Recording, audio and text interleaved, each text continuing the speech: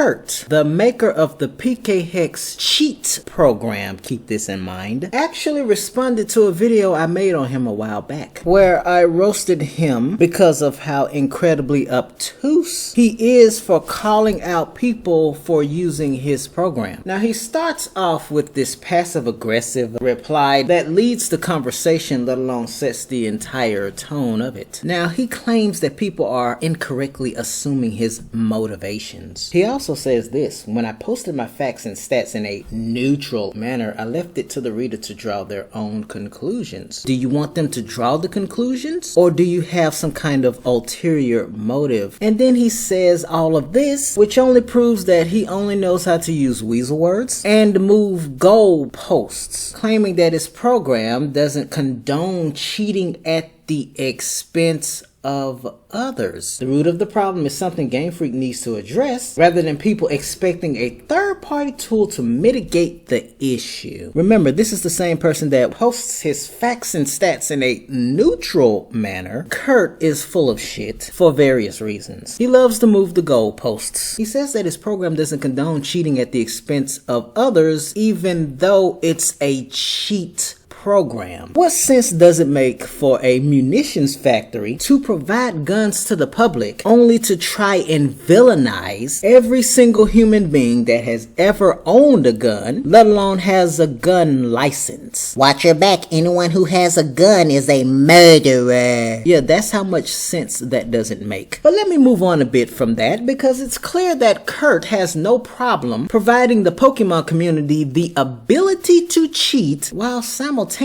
villainizing them in the same bundle. And now we play the analogy game, where he poorly tries to deny accountability even further. You can't blame me just because I make things. Can't blame gun manufacturers because guns can be used in more ways than committing crime. Furthermore, how the user uses it is up to them. We don't endorse cheating at the expense of others. Kurt, what fucking difference does it make? It's still cheating. I know you like to pretend you have a moral high ground while being the antithesis of that with your cheat program. Listen to this, Kurt. Mitigation isn't the issue. It's contribution. Do not create a cheat program, pretend you are some kind of moral high ground when you represent and contribute to the antithesis of morality, all the while being the catalyst behind the cheating problem in Pokemon. Yeah, we can't blame you when it comes to the way people use your cheat program, but we can blame you for the cheating problem and being a fake-ass moral high ground in the same vein. You are the enabler. You are the catalyst and wannabe whistleblower. You are a fucking hypocrite. Cope.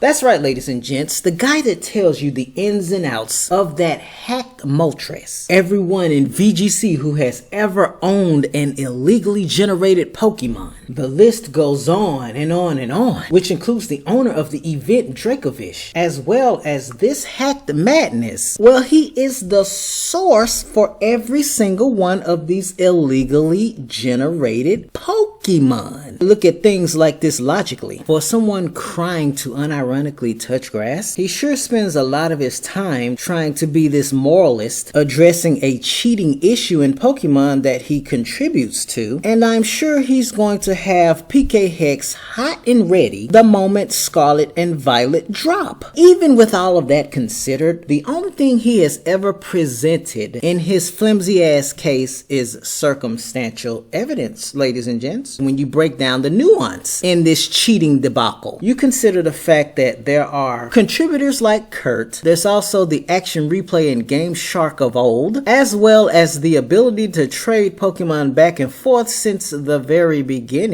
So even if we catch everybody with an illegally generated Pokemon that's usually legally possible to obtain otherwise anyway, the only thing Kurt has ever proved here is the fact that he can create another no shit Sherlock moment. People cheat in Pokemon just like they cheat in any and everything else they can cheat in. Where are the SJWs for people who cheat in other video games? No, it's just these bottom-dwelling, self-loathing, and self-pitying failures who have nothing better to do with their summer and joke of an existence for that matter. Remember, kids, it's the most insecure thing you can do. Hate on the popular and successful thing to make it a bad thing and to make it appear more pathetic than you are in reality, so you can finally feel good about yourself, at least for the moment. So it's understandable why Wolf Glick, and anyone in VGC for that matter, cheats and is viewed as the villain. Also remember that just because all of these people are found with these malicious and life-threatening illegally generated Pokemon doesn't make them guilty, because you're not guilty until you're proven innocent. If you're that pressed about someone illegally generating a legally possible Pokemon, try to catch them generating the evidence instead of them flashing the evidence. Little old Kurt did all of this research to show nothing more than circumstantial evidence and for a drop of clout. But I guess in his world it makes perfect sense to pretend you have some kind of moral high ground and endorse cheating, but not at the expense of others, even though cheating is, again, the antithesis of morality. Do also keep in mind that whether a Pokemon has been legally or illegally generated, with legal stats at that, you still need to know how to skillfully use that Pokemon to actually be successful with that Pokemon.